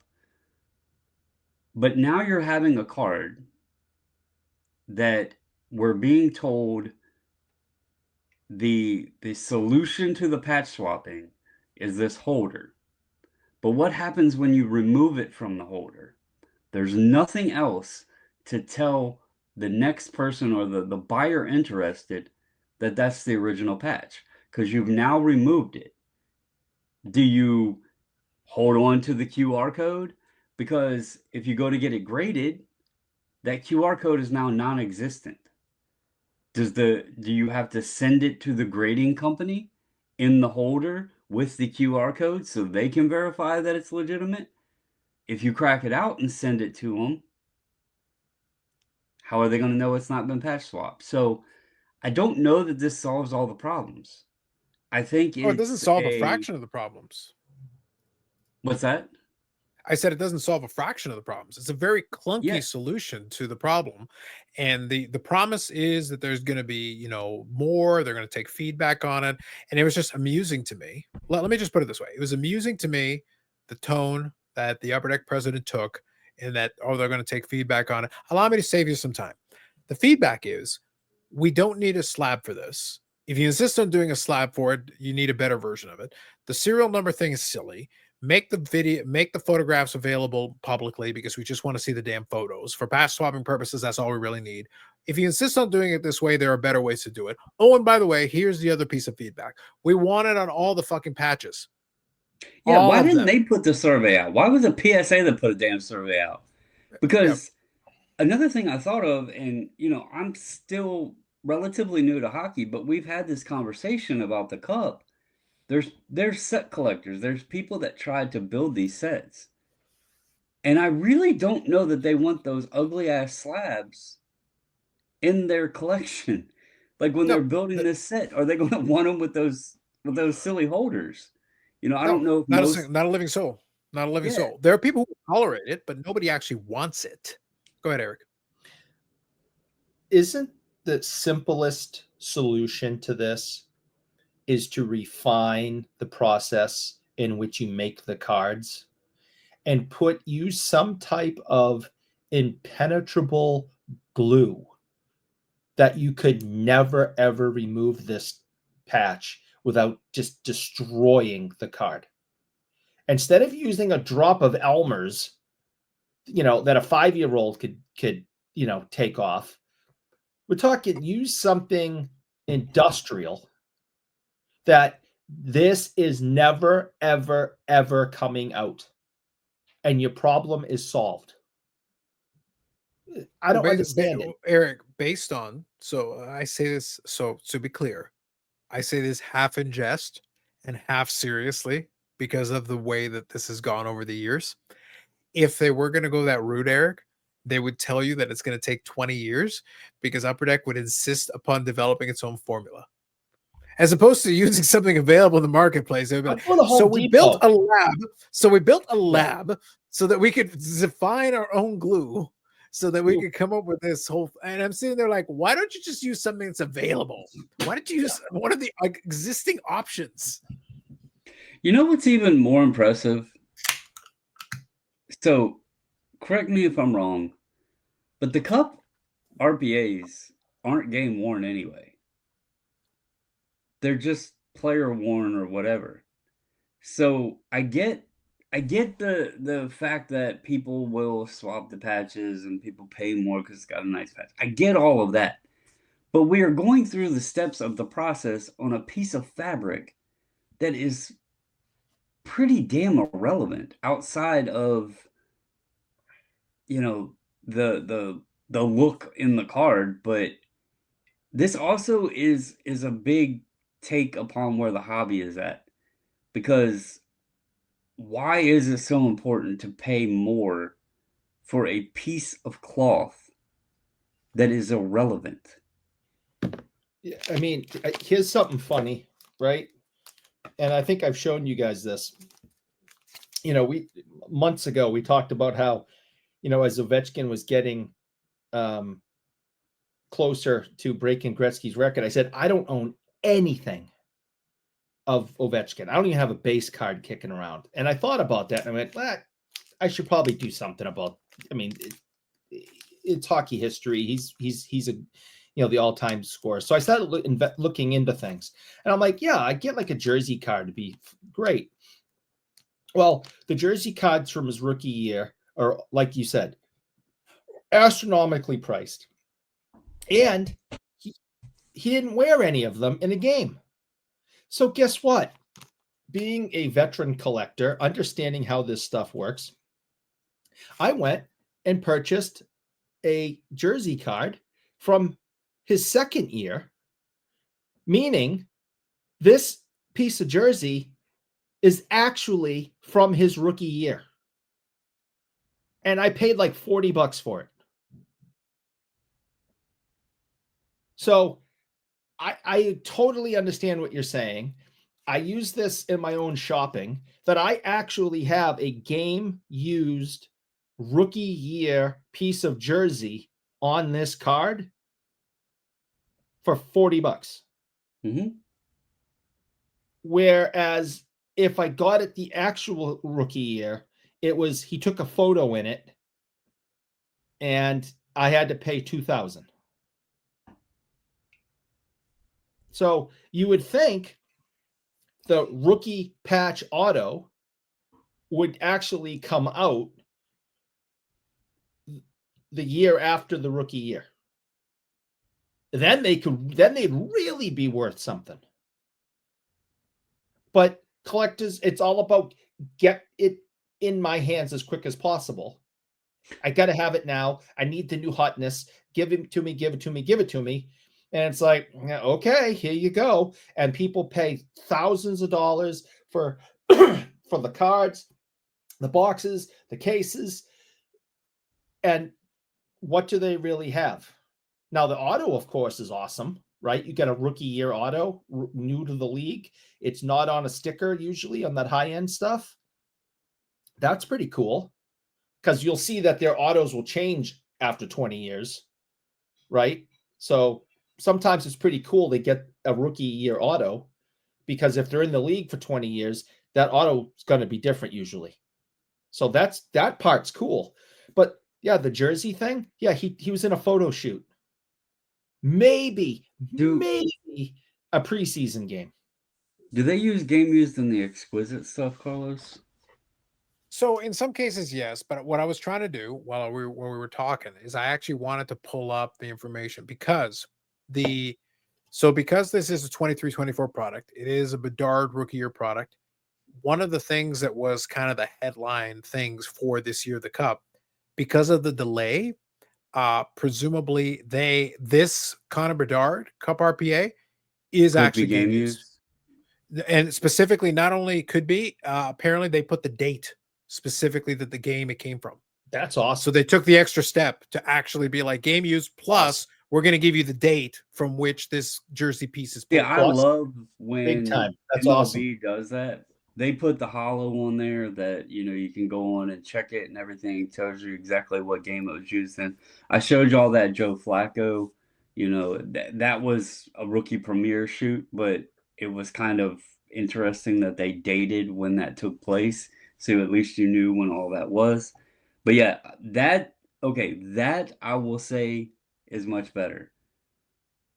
But I still don't know that this solution or innovation, I don't know that they took the right approach. No, absolutely. Look, let's be clear about this. There's only one scenario where they took the right approach. One scenario. And that is because they found some random way to monetize it. And they're basically trying to be like, we're going to extract more out of you. That's it. That is the only scenario under which it actually offers anything beyond it. Otherwise, as a solution, the headline is this: better than nothing, still really crummy. Better than nothing because before was nothing, but this is like on a scale of 1 to 10, this is like the 1.5 out of 10 solution. Like it's better than 0. And 10 they still need is better glue. Simple. Well, here's the thing though. Let's wind it back and make it simple here. There's still going to be a problem with the whole process that comes down to there just needs to be a site that has all the images. We didn't need the plastic. We didn't need the QR code. We need a database that shows the cards. Because here's a scenario, all right? Let's say the collector wants to grade their RPA. All right. Step 1, there's ways to do that. You can send the card in its holder to the company. They can crack it out. They can grade it, verify everything is good. But we know that not everybody likes the same grading company, or maybe they don't like the grade that company gave. What happens in step 2? Because now how will anybody verify without that QR code that the jersey hasn't been swapped. So you've now added a QR code that takes you to a website that could have been accessed without the QR code, without the slab. And now you've caused an issue because I don't know how along the way it's going to have a verification process. Unless it stays in that original holder, how will anyone ever know that that patch hasn't been swapped? So by that theory, what did you solve? No, I hear you exactly. I won't say it again because it, why waste time? But all you need to do is get some industrial NASA type glue that holds space shuttles together, and this problem is solved. and Eric, space shuttles have exploded before. It has happened. I'm was alive for both of them. I'm very well aware. I'm just saying you I might like not want when to the invoke relic pieces have the acetate, like when they're encapsulated. I mean, I like when they do that. If these card companies, all the card companies, not just upper deck and in the cup and all the card companies said, listen, we are making these things tamper proof. We give you our word. No one is ever going to switch patches or a jersey piece ever again, starting at, in 2026, because we are using NASA industrial space shuttle glue. People would go, all right, not a problem. And because people are going to go, we'll see, I'll try. And they're going to destroy the cards. And then they go, yeah, absolutely, you can't get them out. And then the problem's solved. Stop using Elmer's, guys. It doesn't work. So that's my rant. I mean, that's where I'm at with it. It's simple. Keep it simple, stupid. You don't need holders and serial numbers and grading companies and blah, blah, blah, blah, blah, blah, blah. Just get some NASA glue. Okay, so since we're talking about it, while you guys were talking, I was listening, but I was trying to see, for the record, it's a pain. Again, going back to what we talk about disclosure and all these things, it's a pain in the ass. We're going to make a big deal out of this. Don't make my life difficult. So it took me staring very carefully. I don't have Eric's laser eyes, but I was able to use these, and I was able to look at the image, the tiny, tiny numbers on the fucking image of the stupid Bedard Cup RPA. And Brandon, with my not laser vision, I was able to successfully pull up the certificate. I can show us the fucking page of one of these patches from the authority website that Upper Deck has. So I can actually show us one. So we can actually talk about. Good Lord. So credit to my not laser vision. All right. So I was able to do it. So this is one of the certificate numbers, and here is the card in question. So this is one of the Connor Bedard ones. So with the scan on the front here, you got the details on the left side here related to it. Fine. So here's the front of one of the cards with the number and everything. And here's the back of the card. Now I want to see can I zoom in on the back of the card? Will you let me actually do that? Let me see. They didn't manufacture that thing in 2023. That's already fake. Yeah, obviously. So, okay. So let me backtrack here. I can zoom in. I pulled the specific image of the back so I can actually look at it here a little closer. All right. So here we go. So on this one, I thought it had the date on it, but I was incorrect. But the wording on here. So it says, the memorabilia has been certified as having been used in an official NHL game, and the autograph is signed and the president and representative of UDC is provided. So this is a game use piece on the Bedard, and it is certified on there. And then you can see the serial numbering on it. So it talks about that. And then on the front side of it includes it. So it includes some data. Now, going back to that other page for a second so that we can all look at it. Here's the thing. So all this promotion, self-promotion about it. Here's what it is. You punch in the code, and this is what you get. You get the details here. You get a certificate number. You get some pictures. It's a bit of a pain, but you're able to pull it up, and it gives you that information. But here it is. Manufactured United States, out of 99. All this, the cup. So you go. It's a 2.5-inch card. So, okay. And then you get the same picture with slightly different angles. This is what you're getting for your punching it. And you get a dark picture here. And this is what you get punching. Yeah, that's bad. Behold innovation. Eric, stand in awe of innovation. Oh my God, it's still going. How many are there? A million. They were talking in Lapper's Discord that there was a statement made that it cost too much to host photos. That's why they couldn't do a photo host. But yet we come to this and we get like all you need is that picture. That's it. That's all you need is that picture. Yeah, that would suffice. That's all we really need. Look, Charlie, here's the thing. Scratch protection. What the hell you need the back for? I said it kind of flippantly for fun. And by the way, if anybody wants to look it up, there's a certificate number. I'm actually showing it on the screen. You can go punch it in yourself. It's theauthority.com. And then you can punch in that very number that I just did. And this is what's going to come up. So you can look at it for yourself. And you're more than welcome to it. Help yourself. So this is one example. At least this one you can actually see. So there it is. Okay, real quick. I just checked for the sake of argument, Eric. And like in the one of the least expensive options of it, Photo Bucket has a 1 terabyte plan. That's enough for 500,000 photos. That's way more than enough photos. Again, we just need to see the patch. We don't need it in 4K. We don't need it in 16K. We don't need to be able to see the microfibers. We literally just need a photograph of enough resolution to be able to accurately make out the patch. Yeah, and confirm the serial number. See that the serial number and the patch match up to the card you're looking at. Brandon, that's it. Brandon, I solved this. Photo Bucket. The thing that gets me is, and I don't know if the statement was made about the cost of hosting, It was made. No, the 100% was made. The cost of hosting was cited as a thing. Did they not think about that they have a website to where they sell packs of cards that has images and all these fancy graphics and other bullshit? You mean the e-pack? You mean the e-packs? Yes, which they price at the same price as they have a recommended MSRP for the physical copies, but yeah, you have all this other graphics and sounds and all of that stuff that's literally hosting photos. Like, listen, Brandon, don't let these facts get in the way of a perfectly good story, sir. I don't know. At least they're trying, I guess. I'm going to give them credit. At least they're trying. I just, that couldn't have taken much thought in the break room of somebody say, hey, let's just put it in a slab. Brandon, it took years of development. Years. Okay? Years, Brandon. Years. Do you not understand? Years.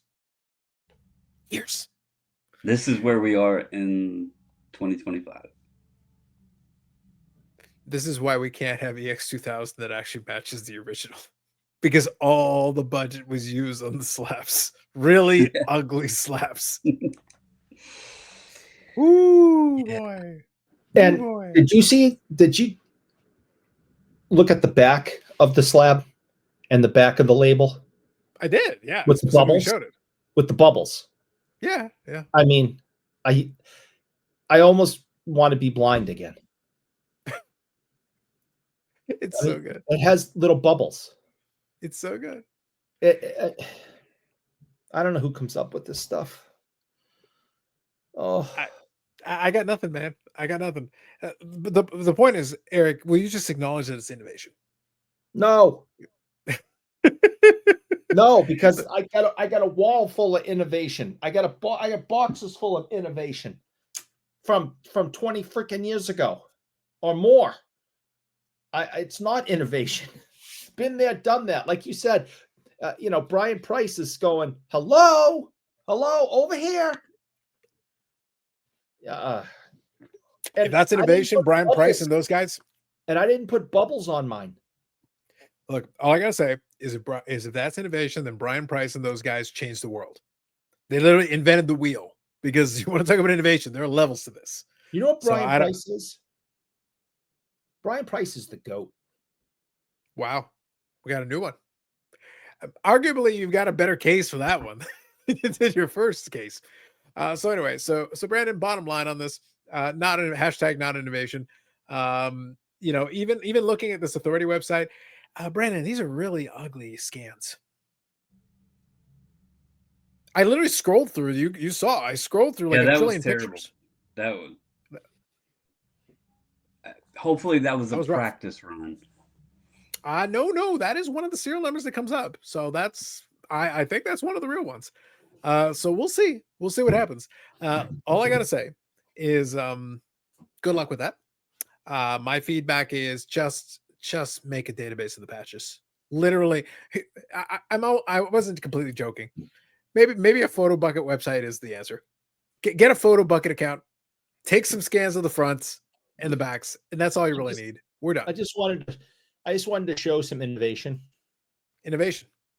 Yeah, I just thought, this is the closest one to me. Little Tony Esposito game used jersey. There's some innovation for you.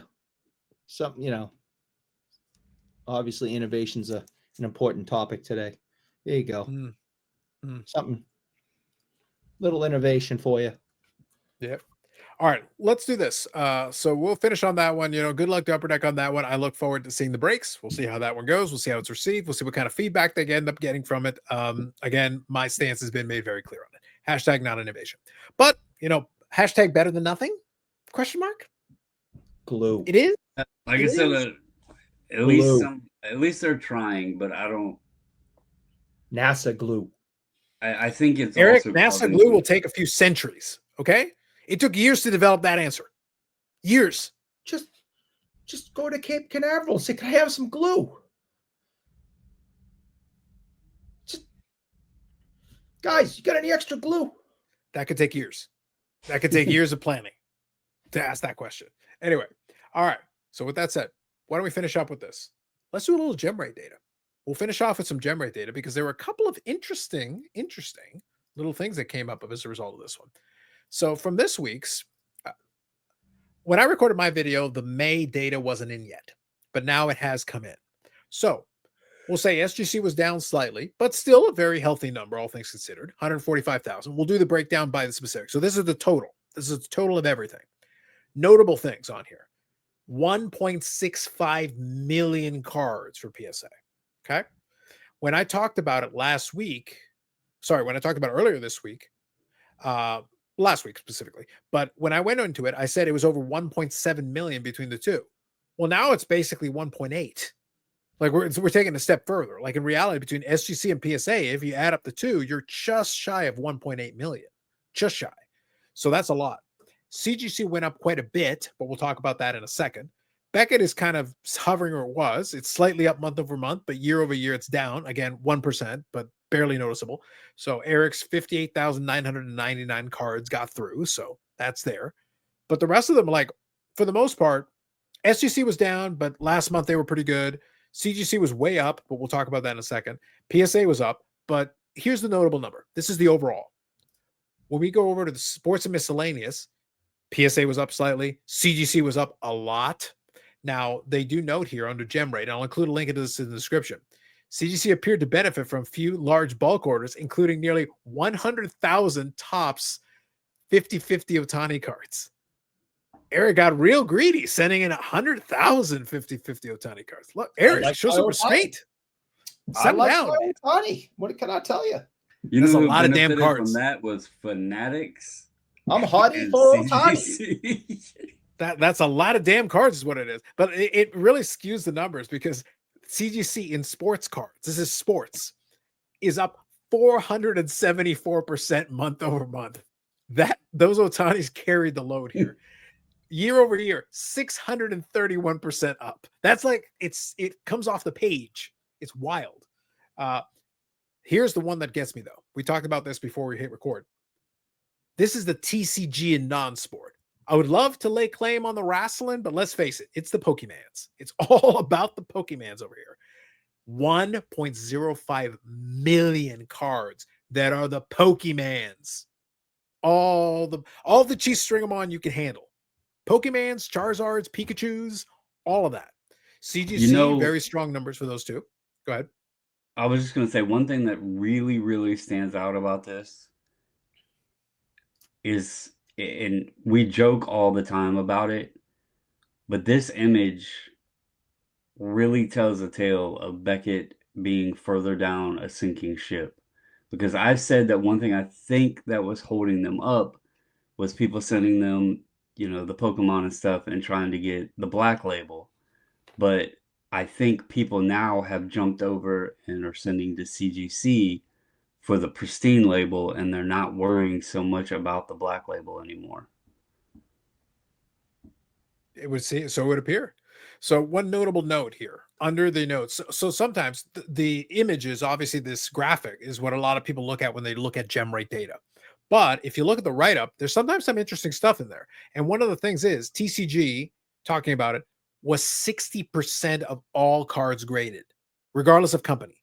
60%. That's insane. 6 out of 10 cards that were graded in the month of May were all TCG. TCG and non-sport is the dominant force right now in grading. The Pokemans are sending all stacks and piles of them. That's why I say, like, the sports card guys can get uppity and get mad about whatever they want. It's the Pokemans people that I need to hear from, Eric. They're the ones who are right now controlling the space, and they're providing a lot of that value and a lot of that market share for a lot of these companies. The graphic is fun because you can see PSA there obviously got a gigantic boost, but then look at CGC getting this massive bump month over month. You can see how it comes off the page. If we remove PSA, look at that increase. That CGC's increase in 1 month because of the Pokemons and Eric's 100,000 Otani cards. Yeah. Bobby for Otani. Straight up. That really stands out. Like, that's a crazy number. And you got the breakdown by sections, by categories, by the whole thing. So good news is, unfortunately, SGC, Eric and Brandon, minus 42% on the hockeys. Oh. Sorry, minus 42% on the soccer. Sorry. The hockeys, they're only down 13%.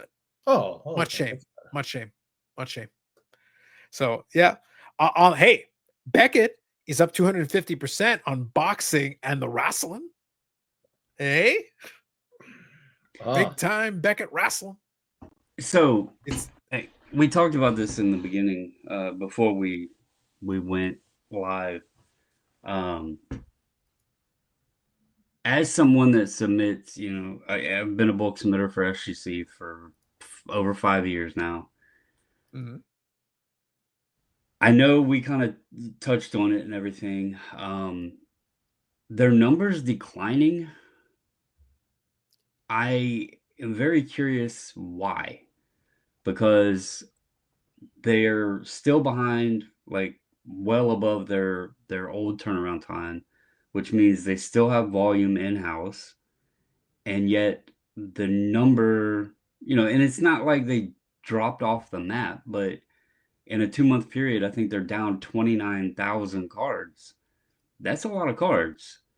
And again, there's no excuse because it's not like they don't have them in-house. So I don't know. I would be very curious of why, because I expected the numbers to be up. I mean, you're behind. Your turnaround time's about at a month right now, where it used to be 5 to 10 business days. What is it that is not reaching the old, capacity or numbers? So I don't. Can I ask a question? To Can I ask a question on this? Yeah. Can I pose a question here? Yeah. So obviously you did the preview of the most recent SGC submission you're going to be doing the Right. other day. I think it was yesterday that we're recording this, so it was yesterday. So here's my question though: are you seeing? So 2 questions. Number 1, are you seeing a movement up or down on the submissions you're getting at the individual bulk submitter level? But the second one, I guess, is really this question, kind of to answer your question as well. If you're an SGC grader, remember, so this important distinction, I think you'll agree with this, Eric. People are sending in these cards for different reasons. The Pokemans people are sending it for a very specific reason. Obviously, they're sending it in volume, in massive numbers. You can see that. Yeah. But if you're the sports card folk, and I've beat this drum for a long time, so I just want to make sure I make this point. The reason that I send in cards for grading is different than the reason a lot of people do. There are cards that I'll send in for grading for sale, but it's a very small number. That's why I'm not sending in a lot of cards. Most of the cards that I'm sending in are for my collection purposes. Therefore, it ends up being a relatively small number because I really don't have that much stuff that I feel requires it. SGC, though, yes, you can flip cards and make some money on it, but it isn't always the first option that people look to towards that. SGC has slowed down a little bit, to your point. But here's my question, I guess. For the people that are submitting through you, you're one example, but at the same time, if you're an SGC submitter, let's say vintage is your game, and that's the reason you do it, but they're slowing down on that too. And vintage is finite. So I'm not saying we're out of vintage cards to send, but I'm saying, what's the incentive right now with no specials? It's a little bit slow. So what's the incentive for people to be sending in consistent volume unless they're a bulk submitter that is sending a certain specific stuff? Right now, there's no like special or anything that's going to entice them. Well, my point though was, okay, they've dropped since what, March, 29,000 cards, but the turnaround time hasn't sped up. So they Well, said they dropped from April. They dropped from April. If I go from the previous month, they stayed about the same because they were one level, went up, and then went down. Sorry, February. So they're right around I was where they gonna were in say, February. like, if you look in March, they did 174,000. April, they went to 167, and now in May, they're at 145. But the turnaround time hasn't gotten back to normal, which means they have volume in house. So that's where I'm wondering, how did they drop from March at 174 down to 145? That's 29,000 cards. It's almost, what did I say, 21 business days? That's over 1,000 cards a day that they're doing less of. Now that could be one grader. Maybe they drop down one grader in the grading room. Who knows? But I'm just very curious why, knowing that they have volume there, because they're still running. Like, I have an order. It's still sitting and received. My last order, not the one that I sent, out today. Mhm. The order I sent. Let me pull it up here real quick. It was received in May 14th. It's still sitting and received. So, like, that it's not a ton of time, but I'm expecting that order to take about a month. That order normally would already be back to me. Like, they were, within that 5 to 10 business days. Normally about 7 business days, they were, messaging me, hey, we're ready to ship it out, whatever. So that's where my concern is. And my question, if you're still running on the longer turnaround time, that tells me you still have volume in house, but your number dropped 29,000. Now, I've heard that they're not hitting shows as much, so that possibly could be some, but maybe they're not. And I don't, knowing Pete's character and what he's always been about since he's like been building this up, I don't think this will be the case.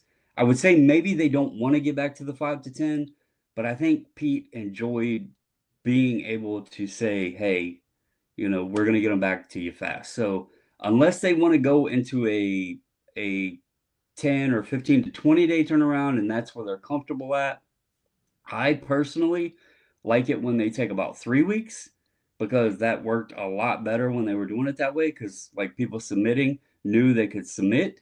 It would take about 3 weeks. I normally schedule mine at every 3 weeks, so they knew that when one was coming back, I was getting ready to send another one out, and they were timing it perfectly. But he liked the 5 to 10. Maybe they changed the business model and they want to go to a 15 to 20. I don't know. I am going to try to do a little research, see if I can get any more information, not only about the numbers, but see what the feel is, the vibe is about the whole PSA office thing too. See if they've heard anything, what their take is on it. I tried to do that today, but wasn't able to get in touch with my rep. But yeah, I don't know. I don't know why the number has dropped off like that. Because I mean, I'm not going to try to sit here at 10:30 and do math, but what is that percentage wise? Like 30,000? Is that like 20% at So you're 170? talking, well, on the Gemrate one, they gave you the number. It's so month over month is 13%. But that's from last month, though, right? Yeah. So which Yeah, which month are you I'm comparing talking to? like March, because they declined the last 2 months. So Yeah, that's so where you're I'm talking looking about at there. going from like, what was it, 170? Yeah, it was 174 down to 167 and then 145. So they're 29,000 less. Um, But yeah, I mean, and it might not be anything. Maybe people are on vacation. You know, Yeah, 20% on the it dot. is 20 May, on the dot. so 20% on the maybe, dot. hey, I can do math at 10:30. Um, maybe it's just people on vacation or something. You know, who knows? Yeah, well, But the question I was going to kind of ask you then, because obviously in this case we don't know, we're specifically checking in, but an important caveat here that we got to make is the Gemrate data is coming based on not what actually comes in. That's not what Gemrate data has ever been. The Gemrate no, data going month to month is what gets put into the pop report. So when the pop report goes in, so it could be something as simple as some kind of a pinch point, something preventing the full amount of go, because you're saying that it hasn't gotten faster. Therefore, the cards are physically there. Some cards are mhm. there for sure. So something is preventing it from going out the other end and being added to the pop report. Which, so if next month you get a sudden surge, an increase that Yeah. offsets, well, then you kind of have the answer to your question. It could even be, I mean, and this is all, anybody listening, don't take this, but with a grain of salt. This is just all hypothetical and possibilities. Maybe they had an issue with the whole tariff thing, and I don't know where they get the slabs from or the plastics or anything. Maybe there was a holdup on that, and that they had to slow some down for that. I don't know. I don't know how much they keep on hand of that stuff, but that could be another thought as well. So, Could be. Yeah. So regardless, we got some speculation. I'll throw in the link in the description to the Gemrate data. Uh, we can speculate, but at the end of the day, for me, the takeaway is very interesting. For me, the big headline thing was over 1 million Pokemons just from PSA alone. That's what was wild. it Like in combined my there? mind, that's a huge crossing line. 60%, 60% is absolutely astronomical. Yeah, It was what, but it's about 1.5 million combined between the four? And you might as well say Beckett and SGC didn't even do any. So it was like they by comparison very little. 1.4 or something? You're talking about for the TCG? Yeah. Yep. So yeah, STC the did CGC, 7,000. yeah, CGC did almost 400K. PSA did 1.05. TCG wise, Beckett actually did 33,000. Beckett actually did more TCG than they did sports cards. So for them, it's right now TCG is even the one. It's slight because it's 26,000 to 33, but even Right. still, the TCG was the higher of the two. So Beckett also is being carried. The only one that is not being carried by TCG is SGC. SGC is the only one where Yeah. sports cards is the predominant. It's skewed the other way And and very strong skewed. it's very interesting that they can't crack into that market share. Like they've tried to make, like they did the TCG pricing. They've changed the insert to fit the TCG cards better, and it doesn't it doesn't matter. They haven't been able to crack that nugget. It's kind of like the whole CGC thing, you know. And we joke that 100,000 Otanis, it was right there on the numbers. Otherwise, they would have been lower.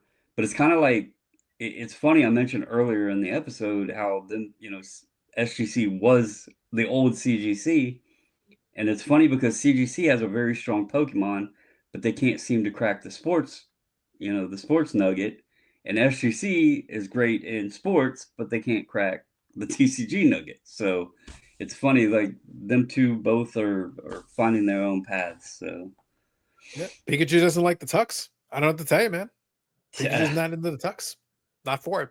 And they actually, I the don't know. Pokemons actually look good with the yellow border. It kind of pops with the colors. Oh, one would think the contrast would probably work for it. Yeah. Yeah, they look nice, but I don't know what to tell you.